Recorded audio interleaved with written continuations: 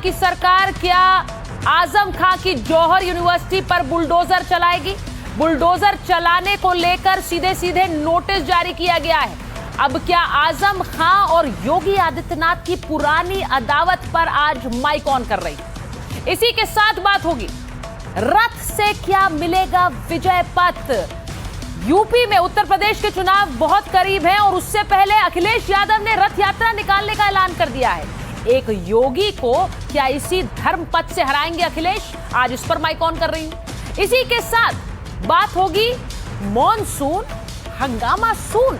Monsoon सत्र शुरू होने वाला, उससे पहले सभी पार्टियों ने अपनी कमर कस ली है, लेकिन इस मॉनसून सत्र में कौन से बड़े बिल लाए जा सकते हैं जिन्हें लेकर आर पार की लड़ाई हो सकती है? आज इस पर माइक ऑन है। इसी के साथ बात होगी 7 मिनट में मेसी मैजिक कैसे पूरी दुनिया ने देखा, कैसे एक बार फिर सामने आ गया कि मेसी वाकई जादूगर है। आज उसकी भी कहानी बताऊंगी और यह भी बताऊंगी कि फाइनल में कौन से नए रिकॉर्ड बनाने वाले हैं लायनल मेसी। लेकिन सबसे पहले बात होगी उस रथ यात्रा की जो आज से शुरू हुई। एक रथ यात्रा शुरू हुई और एक होने वाली है। सबसे पहले जय जगन्नाथ की गूंज देखिए अपने टेलीविजन स्क्रीन पर। जगन्नाथ की रथ यात्रा शुरू हो गई है और अहमदाबाद से लेकर पुरी तक जगन्नाथ यात्रा की गूंज है।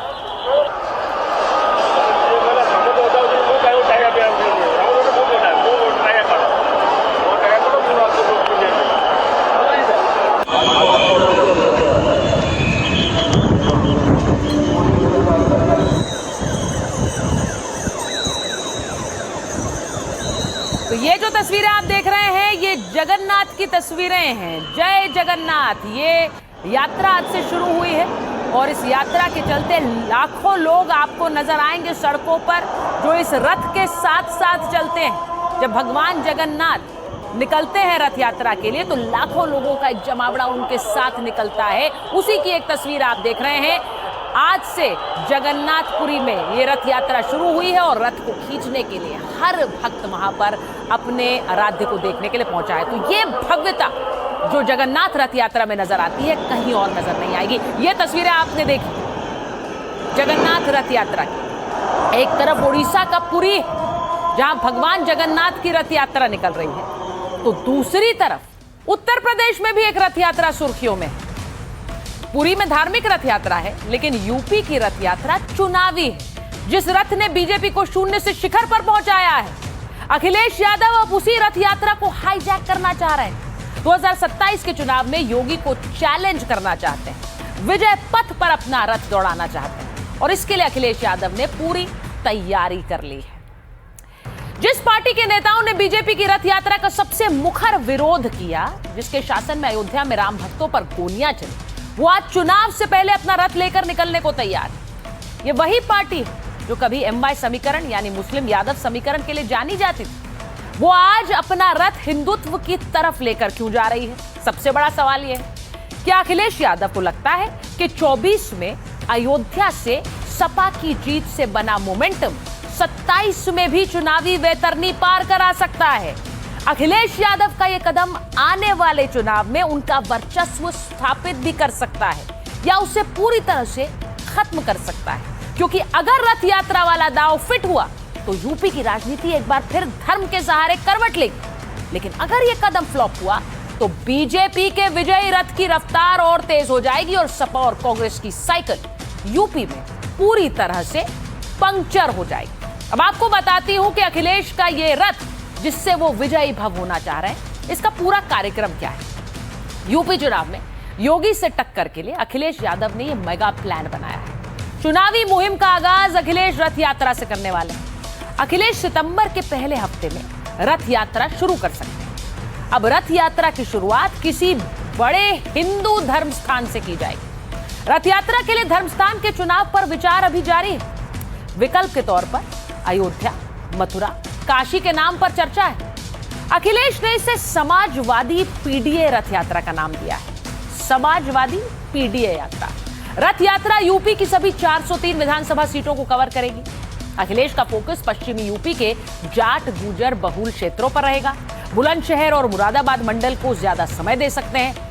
इस रथ यात्रा की कमान अखिलेश यादव खुद संभालने वाले हैं। डिंपल यादव, शिवपाल यादव, माता प्रसाद पांडे भी यात्रा में शामिल होंगे। पार्टी के एमपी, विधायकों, जिला अध्यक्षों को तैयारियों को जिम्मा सौंपा गया है। 27 में अखिलेश योगी को सॉफ्ट हिंदुत्व पर घेरना चाहते हैं। राम मंदिर चढ़ावा चोरी मुद्दा भी अखिलेश इसीलिए उठा रहे हैं। तो अयोध्या के बहाने योगी को कानून व्यवस्था पर घेरना चाहते हैं। अखिलेश की रथ यात्रा के ऐलान के साथ ही सियासी पारा चढ़ा हुआ है।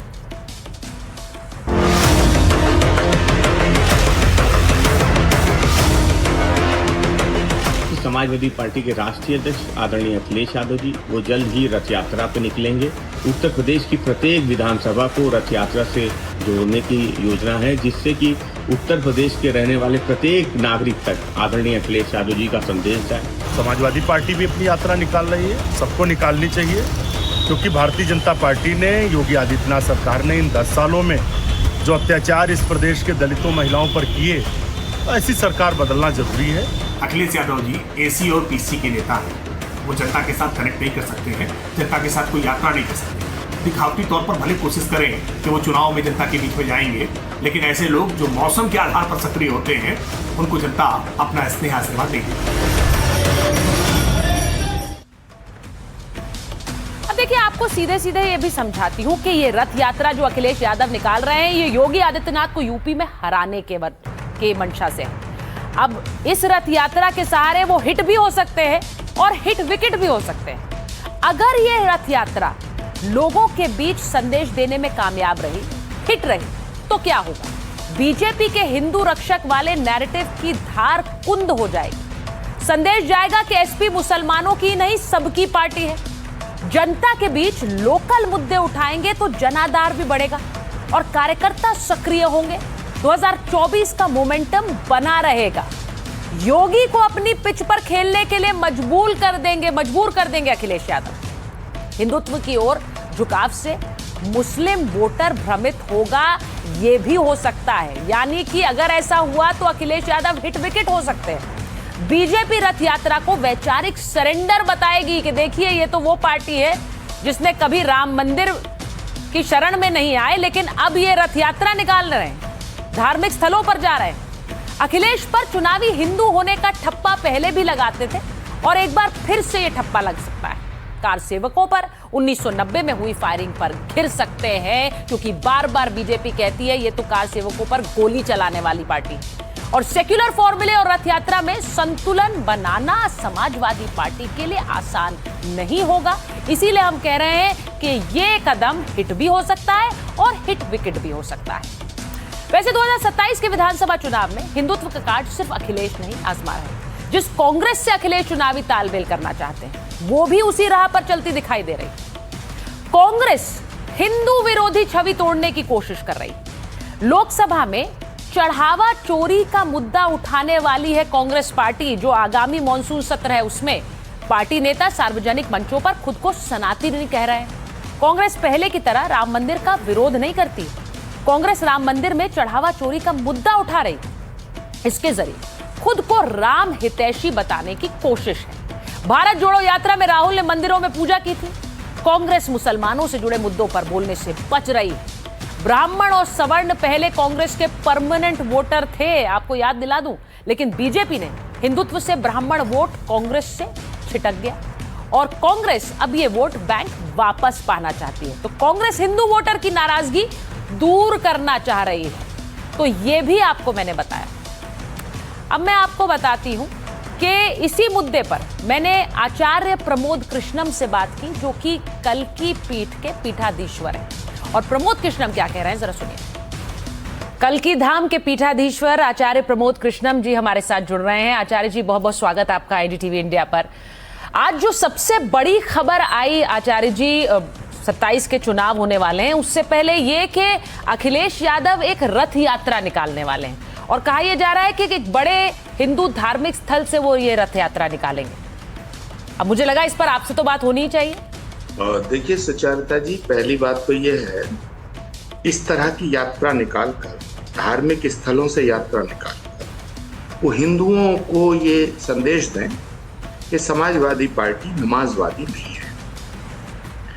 समाजवादी पार्टी नमाजवादी है, ये मैसेज जा चुका है और ये मैसेज जब जा चुका है तो उन्हें लगता है कि अगर हिंदुओं का वोट नहीं मिला और अगर हिंदुओं ने उन्हें सपोर्ट नहीं किया तो 2027 में फिर एक बार समाजवादी सरकार नहीं बना पाएगी, समाजवादी पार्टी चुनाव नहीं जीत सकती है। तो किसी ना किसी बहाने हिंदुओं को बेवकूफ़ बनाया जाए।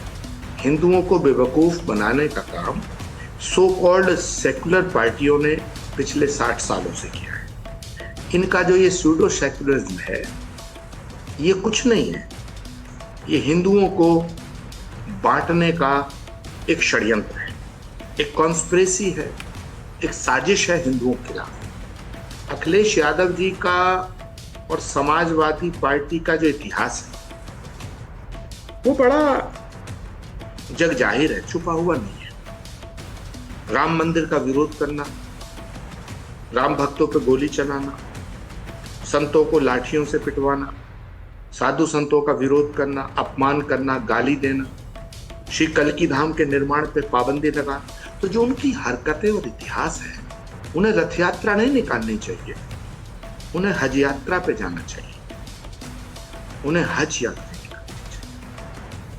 आचार्य जी, आप उन्हें सूडो सेक्युलर कह रहे हैं, उनके पार्टी के तो प्रवक्ता नेता तमाम ये अब कहते रह रहे हैं कि चढ़ावा चोरी की बात हमने की, हम असली राम भक्त हैं, हम इस पूरे मुद्दे को उठा रहे हैं। तो वो आपको लग रहा है 27 के रास्ते अब उनकी जो डगर है वो अब मंदिर के रास्ते ही होकर निकलेगी? यही राम राज्य है जिसकी कल्पना महात्मा गांधी ने की थी। जो कल्पना, जो सपना महात्मा गांधी ने देखा, जो कल्पना महात्मा गांधी ने की कि भारत में राम राज्य स्थापित होना चाहिए, उसका ये प्रमाण है, सबूत है और उसका ये प्रारंभिक चरण है कि जो लोग राम मंदिर से चिढ़ते थे, राम के नाम से चिढ़ते थे, राम मंदिर का विरोध करते थे, जो लोग कभी भी राम मंदिर के पक्ष में नहीं रहे, समर्थन नहीं दे रहे, वो राम मंदिर की बात कर रहे हैं। जो लोग सनातन को मिटाने की बात कर रहे थे, जो लोग हिंदुत्व को मिटाने की बात कर रहे थे, वो आज सनातन धर्म की वकालत करते हुए नजर आ रहे हैं। और जो लोग हज यात्रा पे जाते थे, हज यात्रा की बात करते थे, वो आज रथ यात्रा की बात करते हैं। तो मैं समझता हूँ जो सपना महात्मा गांधी ने देखा वो नरेंद्र मोदी जी और योगी आदित्यनाथ जी ने पूरा किया है। आप मुझे ये बताइए, एक तरफ जो कांग्रेस के सांसद हैं इमरान मसूद, उन्होंने कहा कि अखिलेश जी तो मुसलमानों की बात नहीं कर रहे हैं, बड़ा विवाद बढ़ गया कि वहाँ गठबंधन की बात हो रही है, वहाँ उन्होंने कह दिया ये मुस्लिम विरोधी हैं, इन्होंने मुसलमानों के लिए कुछ नहीं किया है। तो एक तरफ ये आरोप लग रहे हैं, दूसरी तरफ रथ यात्रा की तैयारी हो रही है। ये दोनों में सामंजस्य कैसे बिठाएंगे अखिलेश जी? क्योंकि 27 का एक बहुत बड़ा दाव है उनके लिए भी, वापस सत्ता में आने, 2 बार सत्ता से बाहर रहे हैं वो। देखिए सुचारिता जी, झगड़ा ये नहीं है जो दिखाया जा रहा है, झगड़ा दूसरा है। झगड़ा ये है कि इमरान मसूद साहब उत्तर प्रदेश के ओवैसी बनना चाहते हैं। इमरान मसूद मुसलमान भाई बहनों को ये दिखाना चाहते हैं कि सबसे बड़े रहनुमा मुसलमानों के इमरान मसूद हैं। लेकिन अखिलेश यादव का और इमरान मसूद का जो झगड़ा है वो सियासी नहीं है, वो मजहबी है, दीनी है। दीन का सबसे बड़ा रहनुमा कौन? इमरान मसूद चाहते हैं मैं बन जाऊं और अखिलेश यादव चाहते हैं मैं बन जाऊं। मैं एक बात आपके चैनल पे आज कहना चाहता हूँ, बहुत बड़ी बात कहना चाहता हूँ, बहुत बड़ी बात कहना चाहता हूँ कि जब हम अखिलेश यादव टोपी लगा करके, लाल टोपी लगा करके और नमाजवादी होने का ढोंग रचते हैं, इसका मतलब है कि वो मुसलमानों को भी धोखा दे रहे हैं। अगर सच में वो नमाजवादी है, सच में वो मुसलमानों के रहनुमा है, तो अखिलेश यादव जी को कहना चाहिए कि अगर 2027 में हमारी सरकार बन गई तो हमारा चीफ मिनिस्टर कोई मुसलमान होगा। मैं चुनौती देता हूं, कह दें वो इस बार, दूध का दूध और पानी का पानी हो जाएगा। सारी नमाजवादियत निकल जाएगी। तो आपने सुना आचार्य प्रमोद कृष्णम जो कि सीधे कह रहे हैं कि यूपी में मुस्लिम सीएम का दांव क्यों नहीं चलते हैं अखिलेश यादव, वो तो हमेशा से मुसलमानों के मसीहा बनना चाहते हैं। तो आप देख रहे हैं कि रथ यात्रा निकलेगी तो उस समय राजनीति कहां जाएगी उसकी भी एक झलक आप देखिए, क्योंकि अखिलेश यादव के ऊपर ये बयानबाजी होने वाली आने वाले समय में। लेकिन अखिलेश यादव के एक बड़े नेता यानी समाजवादी पार्टी के बड़े नेता आजम खां पर आज किस तरह राजनीति भी हुई है और साथ ही साथ एक्शन भी हुआ है वो बताते हैं। आजम का जौहर पर योगी का बुलडोजर चलने वाला है। समाजवादी पार्टी के नेता आजम खां उत्तर प्रदेश की राजनीति का बड़ा नाम है, लेकिन उनकी मुसीबतों में एक नया इजाफा हुआ। उन्होंने यूपी के रामपुर में जो जौहर यूनिवर्सिटी बनवाई थी उसकी बिल्डिंग पर मुख्यमंत्री योगी आदित्यनाथ की सरकार बुलडोजर चलाने वाली है। ये जो आप तस्वीर देख रहे हैं ये उसी जौहर यूनिवर्सिटी की तस्वीर है और देखिए कितनी भव्य तरीके से इस यूनिवर्सिटी को बनवाया गया। लेकिन इसे लेकर जो अनियमितताएं आई उसके बाद अब योगी आदित्यनाथ क्या इस यूनिवर्सिटी पर बुलडोजर चलवा देंगे? उत्तर प्रदेश की राजनीति में योगी आदित्यनाथ और आजम खां की सियासी अदावत हमेशा से बेहद तीखी रही है, वैचारिक ध्रुवीकरण का केंद्र भी रही।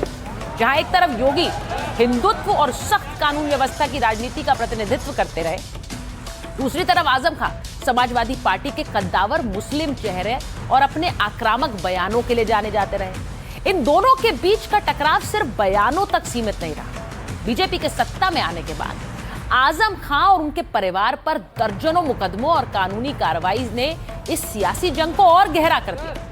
रामपुर के गढ़ में दोनों के बीच की प्रतिद्वंदिता यूपी की राजनीति में दो धुर विपरीत विचारधाराओं के सीधे टकराव का सबसे बड़ा उदाहरण मानी जाती है।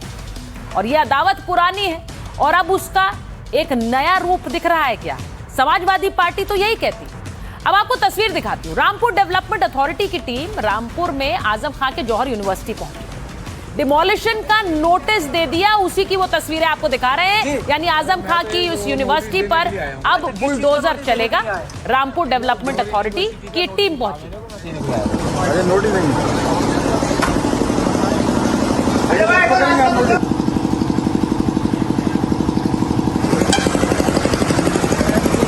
क्या नाम है आपका? जी, अरे मैं तो एक वो नोटिस देने के लिए आया हूँ। अच्छा, किस चीज का नोटिस देने के लिए आए? भैया जौहर यूनिवर्सिटी का नोटिस मिला मेरे को, मैं देने के लिए आया। अरे नोटिस नहीं।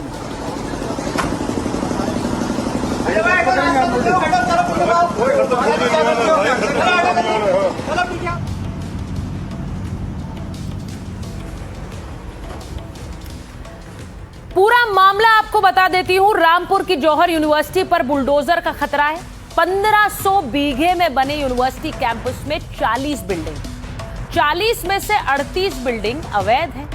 ये रामपुर विकास प्राधिकरण का कहना है। 38 इमारतें बिना नक्शा मंजूर कराए बना ली गई।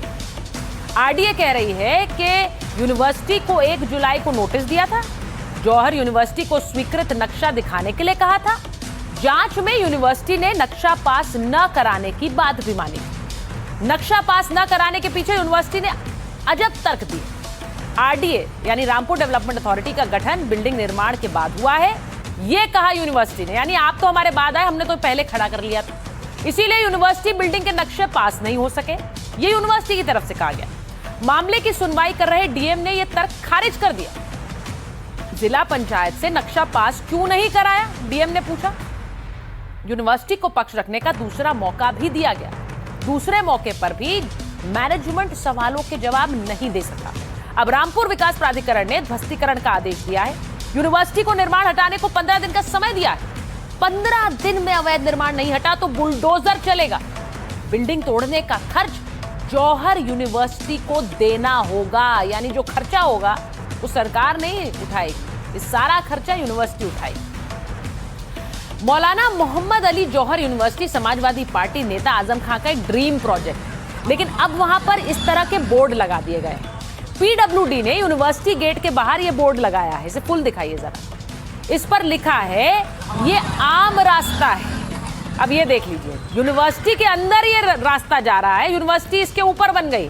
और अब वहां पे लगा दिया गया है ये बोर्ड जो कहता है ये आम रास्ता है, यानी कि तो आम लोगों के लिए आपने इस पर किस तरह से हक जमा लिया। तो अब आम रास्ता है तो कोई भी जा सकता है, ये बोर्ड अब यहां पर लगा दिया गया है।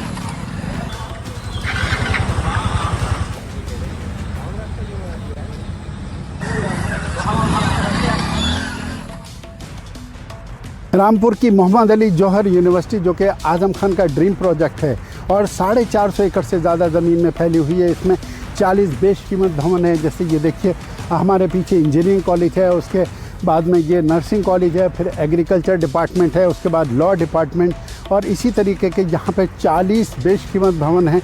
और आप देख सकते हैं यहाँ पर मेरे पीछे जो है ये मुमताज़ सेंट्रल लाइब्रेरी है जो कि वाइट हाउस के नक्शे पे बनाई गई है। और मेडिकल कॉलेज यहाँ का जो बनाया था वो नॉर्थ ब्लॉक और साउथ ब्लॉक के नक्शे पे आप देख सकते हैं उससे रिजेम्बलेंस करता हुआ था। ये सारी बिल्डिंगें जो कि 40 भवन हैं, इसमें से 38 भवनों को रामपुर विकास प्राधिकरण ने अवैध करार देते हुए इनका नक्शा पास नहीं है। इस आरोप में यूनिवर्सिटी प्रशासन को 15 दिन की मोहलत दी है कि आप स्वयं इनको डिमोलिश कर लें, और वरना प्रशासन इनको 15 दिन की अवधि बीतने के बाद इनको ढा सकता है। तो आपने कैंपस के बाहर नोटिस और बोर्ड देख लिया, दूसरी तरफ कैंपस के अंदर डिमोलिशन वाले एक्शन से पहले अजब तरह की खामोशी है। आपने ये रिपोर्ट भी देखी, लेकिन जो तस्वीर अब आपको दिखा रही जौहर यूनिवर्सिटी की डिमोलिशन को लेकर चल रही गहमा गहमी के बीच आजम खान की पत्नी ताजीन फातिमा खुद यूनिवर्सिटी आज पहुंची। ये आप उन्हीं की तस्वीर देख रहे हैं। आजम खान की पत्नी ने पुलिस वालों को कैंपस में घुसने से रोक दिया। ये आजम खान की पत्नी है और आज वो कैंपस में पहुंची थी, जरा आपको दिखाती हूँ। इस तरीके से ये पुलिस बैठी है तो क्या इलीगल तरीके से बैठी है? थोड़ा सा कुछ तो बताइए प्लीज। सब आप लोगों को मालूम है, हमारे को सब आ गया जी, बस और मुझे कुछ नहीं करना। नहीं कुछ नहीं मानती हूँ, अभी 15 दिन का टाइम दिया गया है हमें। तो क्या कोर्ट जाएंगे? अभी कुछ कह नहीं सकते। इस तरीके से ये पुलिस बैठी है तो क्या इलीगल तरीके से बैठी है? थोड़ा सा कुछ तो बताइए प्लीज। सब आप लोगों को मालूम है, हमारे को सब आ गया जी, बस और मुझे कुछ नहीं करना। नहीं कुछ नहीं मानती हूँ, अभी 15 दिन का टाइम दिया गया है हमें। तो क्या कुछ नहीं कहते हैं, लिखित ऑर्डर वो तो यूनिवर्सिटी के लिए मंगा देंगे। तो फिर आप लोग बाहर बैठेंगे, यहाँ हमारे बिल्कुल जाइए। और हमारे पास कोर्ट का ऑर्डर भी है कि जो बगैर इजाजत पुलिस यूनिवर्सिटी में नहीं लगे। अब जहां एक तरफ आपने सुना आजम खान की पत्नी सीधे सीधे वहां पहुंचकर कह रही हैं कि यहां पर आपको आने की इजाजत नहीं है, हमारे पास ऑर्डर है, हम इसीलिए आए हैं। उधर अखिलेश यादव ने भी इस पर पोस्ट किया। उन्होंने लिखा, बीजेपी को शिक्षा में सांप्रदायिकता दिखती है।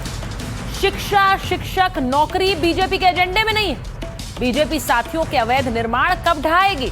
यानी अखिलेश यादव कह रहे हैं कि ये साथियों के निर्माण नहीं ढहाती, सिर्फ हमारे निर्माण ढहा रही है, यानी समाजवादी पार्टी के नेता का निर्माण ढहाया जा रहा है। सुनिए जरा किस तरह बयानबाजी हो रही है जौहर यूनिवर्सिटी पर।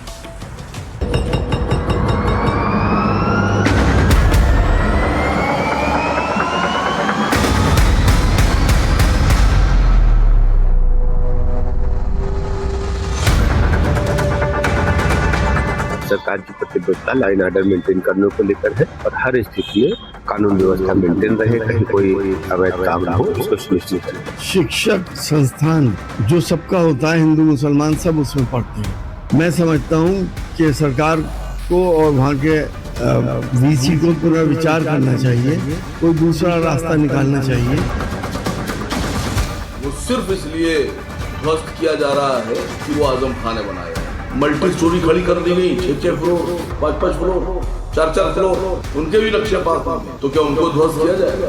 अगर बुलडोज किया जाएगा तो उसमें पढ़ने वाले लाखों बच्चों का क्या होगा? आजम साहब से अदावत है तो आजम साहब को तो आपने जेल में डाल रखा है। उन बच्चों से क्या अदावत है या उस भवन से क्या अदावत है? अगर वो गलत बना तो कंपाउंडिंग करा दे, विश्वविद्यालय के अंदर अपने आदमी बैठा दीजिए, आप चला लीजिए। भाजपा की सरकार राम मंदिर में चंदा चोरी करने वालों का घर बुलडोज नहीं कर पाई, लेकिन जहां पर छात्र पढ़ते हैं उस जौहर विश्वविद्यालय को गिराने का प्रयास करने का काम कर रही है। नौजवानों में जबरदस्त गुस्सा और आक्रोश व्याप्त है।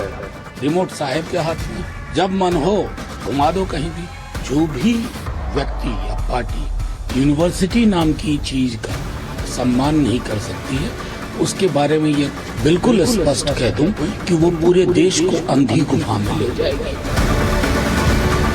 देखिए, जौहर विश्वविद्यालय जो बनाए गए वो समाज के हित के लिए नहीं बनाए गए, अपने स्वार्थ को पूरा करने के लिए विश्वविद्यालय बनाए गए।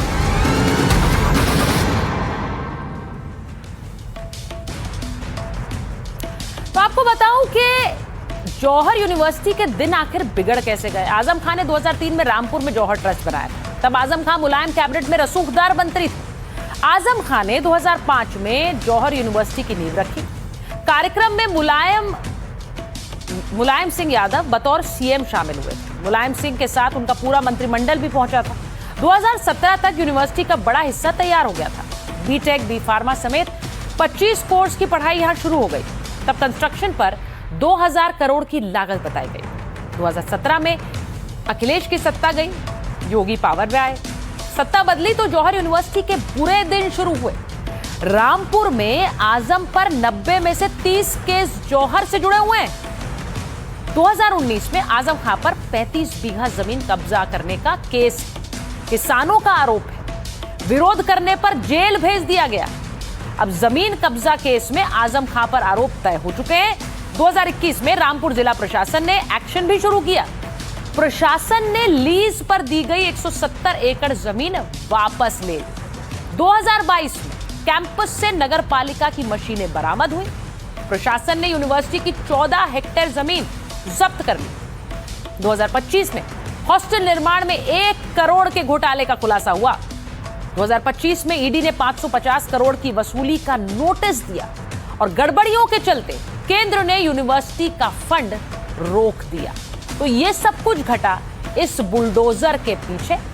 अब आपको एक बड़ी खबर बता दूं जो इस वक्त आ रही है कि रामपुर डेवलपमेंट अथॉरिटी ने इलाहाबाद हाईकोर्ट में कैविएट दायर कर दी। हाईकोर्ट से एक पक्षीय स्टे मिलना मुश्किल। बिना आरडीए को सुने कोर्ट अब आदेश नहीं दे सकता है, यानी यूनिवर्सिटी प्रबंधन की मुश्किलें इससे बढ़ गई हैं। कानूनी रूप से मजबूत हुआ है रामपुर प्राधिकरण, यानी जौहर यूनिवर्सिटी के मामले में आरडीए यानी कि रामपुर डेवलपमेंट अथॉरिटी सीधे सीधे कोर्ट चली गई।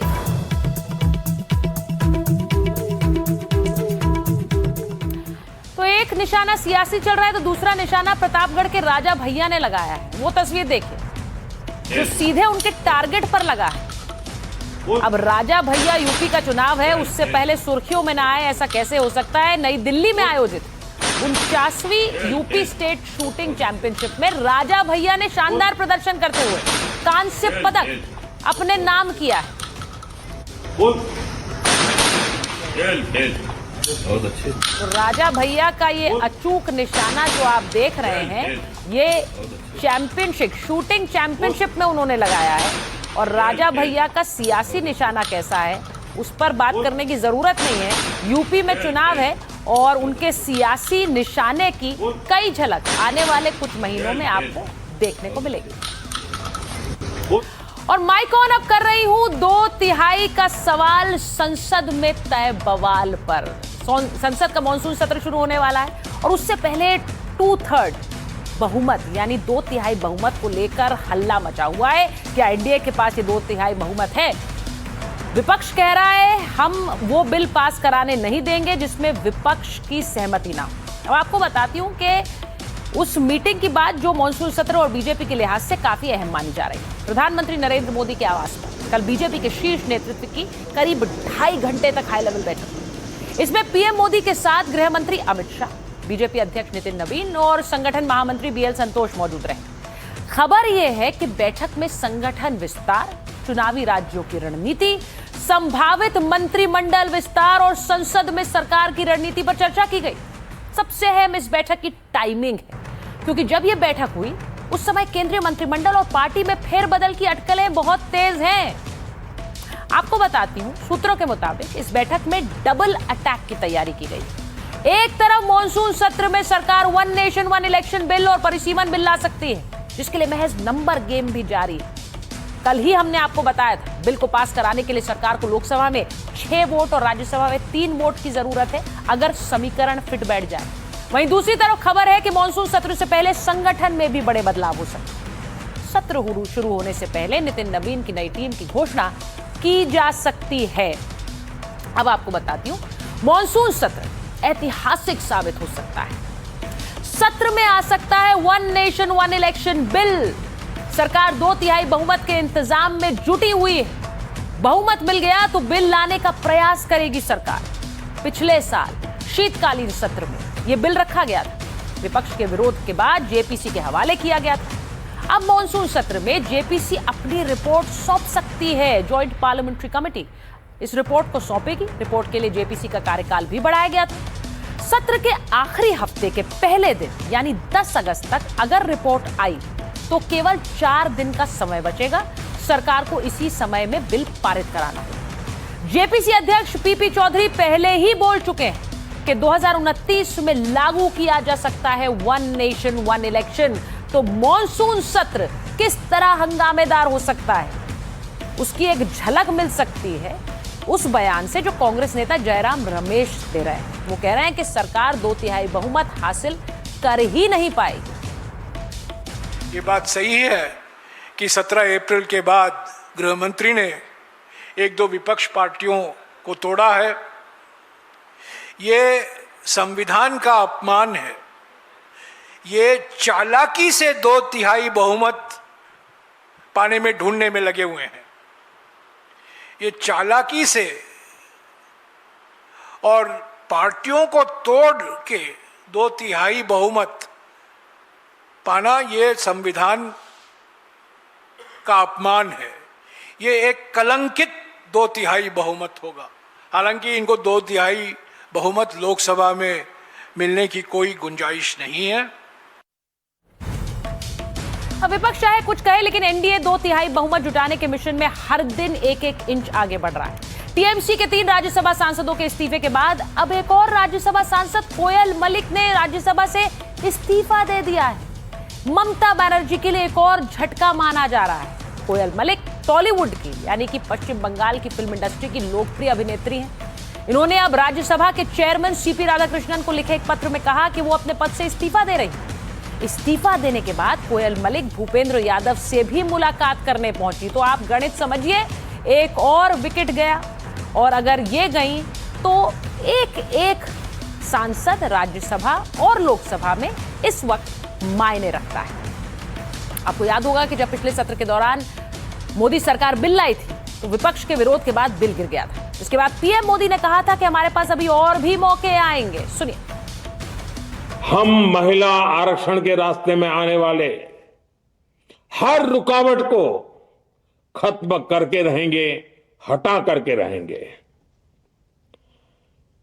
हमारा हौसला भी बुलंद है, हमारी हिम्मत भी अटूट है और हमारा इरादा भी अड़िग है। सिर्फ वक्त का इंतजार है। कल हमारे पास संख्या बल नहीं था, लेकिन इसका मतलब ये नहीं है कि हम हार गए। हमारा आत्मबल अजेय है। हमारा प्रयास रुकेगा नहीं, हमारा प्रयास थमेगा नहीं। हमारे पास आगे भी और मौके आएंगे। इस बीच कांग्रेस के अध्यक्ष ने भी प्रधानमंत्री नरेंद्र मोदी को चिट्ठी लिखी है। लेकिन आपको बताऊं कि जहां एक तरफ संसद की तैयारी है, वहीं नई टीम की भी तैयारी है, जिसको लेकर पीएम मोदी के साथ मीटिंग भी हो चुकी है। आपको बताऊं कि जल्द ही नई टीम को लेकर घोषणा हो सकती है। नाम तय करने के लिए अब 2 बैठकें हो चुकी हैं। नितिन नवीन की नई टीम में अनुभवी चेहरों के साथ युवा नेताओं को तरजीह दी जाएगी। 50 साल से कम उम्र वाले नेताओं को जगह मिलेगी।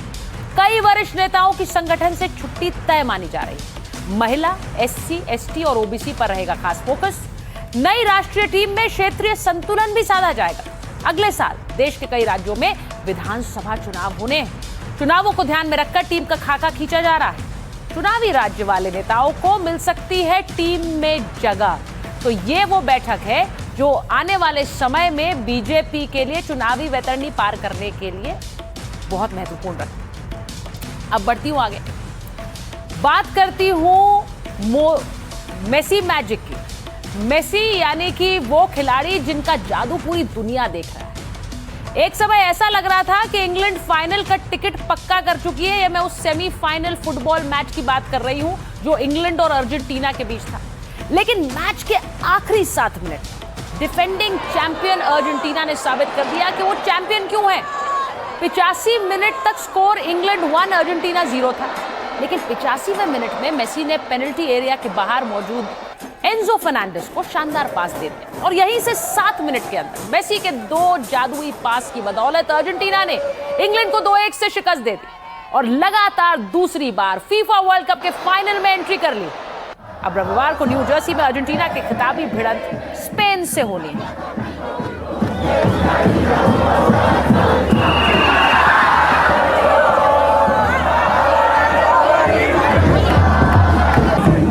नहीं, वो नहीं ले रही मैं।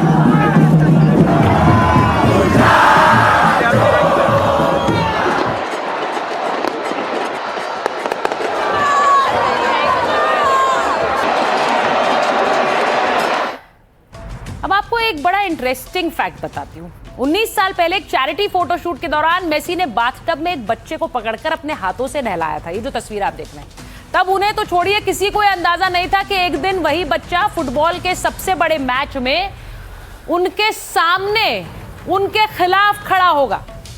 मेसी ने 19 साल पहले जिस बच्चे को बाथटब में नहलाया था उसका नाम यमाल है, जो स्पेन की टीम के बड़े खिलाड़ी हैं। और जब मैदान में मेसी फाइनल मैच खेलने उतरेंगे तो उनके सामने वही छोटा बच्चा उनका रास्ता रोकने के लिए खड़ा होगा जिसे बाथटब में 19 साल पहले मेसी नहला रहे थे। तो ये गणित कैसे बदला है देखिए। मेसी ने जिसे हाथ से नहलाया वो आज उनका रास्ता रोकने को तैयार खड़े हैं। अब आपको बताती हूं कि 19 जुलाई को फीफा वर्ल्ड कप फाइनल है। स्पेन का वर्ल्ड चैंपियन अर्जेंटीना से मुकाबला है। अब मेसी ने अपने नाम किया है एक वर्ल्ड रिकॉर्ड। फाइनल में सबसे उम्र दराज खिलाड़ी बनेंगे, यानी कि खेलने वाले फुटबॉलर जो मैदान में उतरेंगे अभी तक सबसे उम्र दराज खिलाड़ी मेसी ही होंगे। फाइनल जीत पर एक और नया रिकॉर्ड बनाएंगे मेसी। कप्तानी में 2 बार जीत का रिकॉर्ड। मेसी गोल्डन बूट के भी प्रबल दावेदार हैं। अभी तक वर्ल्ड कप में सबसे ज्यादा गोल उन्होंने किए हैं और इसीलिए एम्बाप्पे से आके निकलते हुए अब वो सीधे सीधे गोल्डन बूट भी हासिल कर सकते हैं। तो ये वर्ल्ड कप फाइनल जो पूरी दुनिया देखेगी उसमें भी क्या मेसी मैजिक बना रहेगा वो देखना होगा। बहरहाल माइक ऑन है में आज के लिए फिलहाल इतना ही। आपसे मुलाकात होगी कल एक बार फिर रात 8 बजे।